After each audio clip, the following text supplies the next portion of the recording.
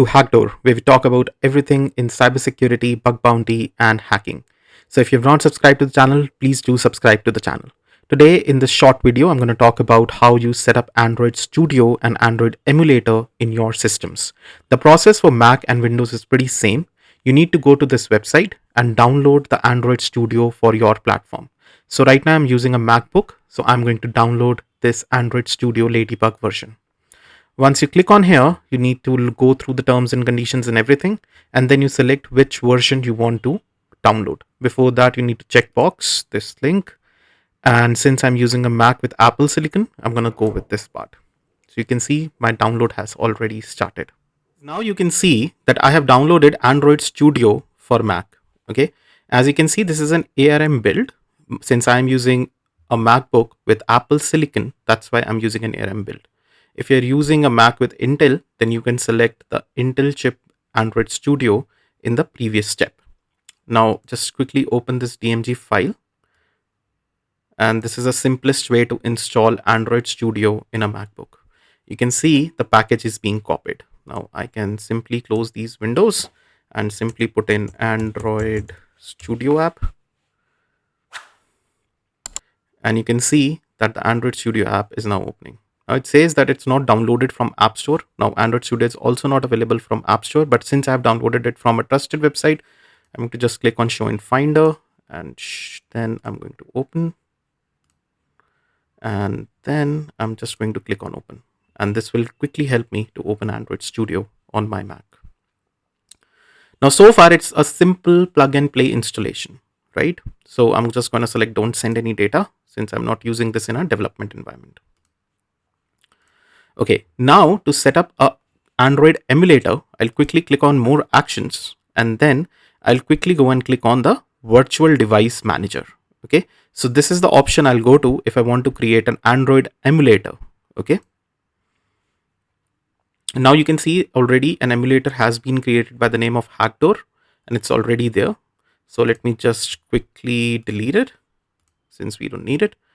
And now let's create a new emulator. So this is the way you will see it. Now you can select the model of the phone that you want to use. Okay, or basically out of all the pixels and everything. You can also select a tablet. If you want to use a watch Wear OS, then you can select that, then desktop, TV, and whatnot. Okay, so now we're going to stick to a phone. We can go for a small phone, a medium phone, right? Or we can just go for any pixel. So for the sake of this video, let me select a simple phone such as Pixel 7a.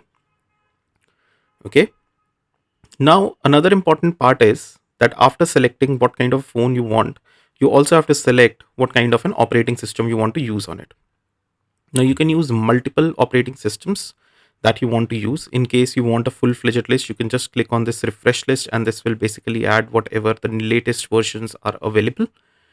But for now, I already have Q and Pi downloaded. In case I want to go with an API 30, which is Android R, I can just click on here simply, and it will start the download process. So here you can see the download has started. It's a 1.2 GB image, which will be downloaded on my system, which can be used by me then to create an Android emulator. This is up to you, what version you want to create. For now, I'm going to hit cancel. But just in case you want to use any version that is not already there, this is the way you do it. Okay, so I'm just going to go with API 29, which is Android Q.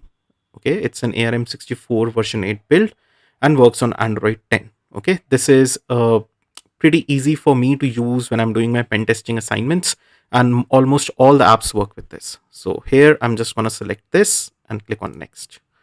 And right there, you can give a name to your phone. You can let it be default. For now, I'm naming it as Hackdoor. Okay, that's the AVD name now. I'm going to set it in portrait mode. In case you need it in landscape, you can use this option. I'm going to set it back to portrait.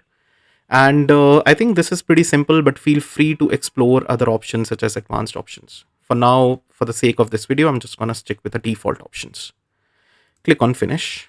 You can see the emulator has instantly been created. Now the next step that comes in is to start or power up the emulator. For that, just go back here, okay, where we were, and click on this play button. And that's it, guys.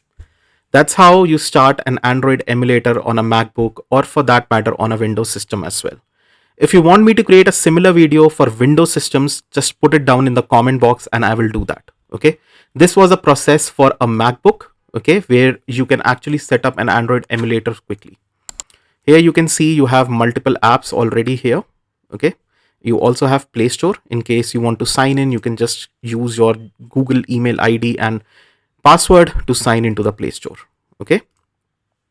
So this is the simplest way to set up an Android emulator on a MacBook. Do hit like if you like this video, and do share it with your friends to spread the knowledge. Thank you for watching this video, guys, and do subscribe to the channel. Have a great day.